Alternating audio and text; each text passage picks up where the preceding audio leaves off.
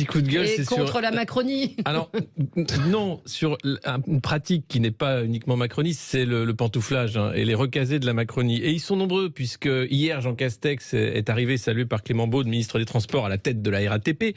Christophe Castaner va arriver au conseil de surveillance du port de Marseille et des autoroutes du Mont-Blanc. Mais on a aussi Agnès Buzyn, qui, hématologue, va rejoindre en tant que conseillère maître la Cour des comptes. Jacqueline Gouraud, ancienne ministre à la cohésion des territoires, qui n'a pas du tout de formation de juriste, mais qui est au Conseil constitutionnel. Sans parler, bien sûr, d'Amélie de Montchalin, qui n'avait pas été élue aux législatives, qui va rejoindre l'OCDE, elle. Et puis Emmanuel Vargon, ancienne ministre du Logement, qui est maintenant au Conseil de l'énergie pour nous expliquer qu'il y aura sans doute des coupures cet hiver. Donc c'est une pratique qui est pas nouvelle, mais là on a l'impression que c'est quand même bien ancré.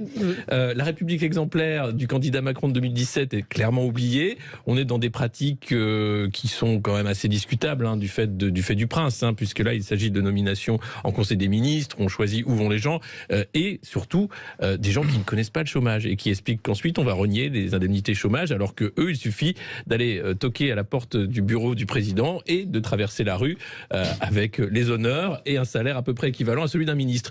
Donc voilà, c'est des pratiques qui, je pense, énervent les Français, qui sont difficiles à comprendre. Je ne mets pas en cause les qualités et les compétences de ces gens-là. C'est juste ces pratiques qui, à mon avis, énervent dans un monde où on est à 3 millions de chômeurs, où la précarité ne fait qu'augmenter et où on se rend bien compte que pour certains, c'est difficile de trouver un boulot et pour d'autres, c'est extrêmement facile, il suffit de claquer des doigts.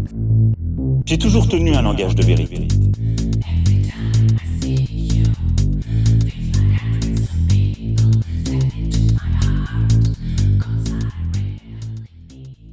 Imaginez que l'on puisse refuser de soigner quelqu'un parce qu'il a fait un choix, peut-être stupide. Bon, d'accord.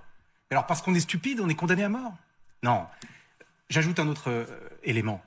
Ça serait un bon moyen de sélection naturelle. Ça serait un quoi, vous dites? Mais enfin, un bon moyen de sélection naturelle. Enfin, ça va pas mais bien. Non, mais moi je suis d'accord avec vous. Vous rigolez. De manière beaucoup plus diplomatique. Je veux juste finir très rapidement. Attendez, Anastasia a dit que ce serait un bon moyen de sélection naturelle. Mais on va vous...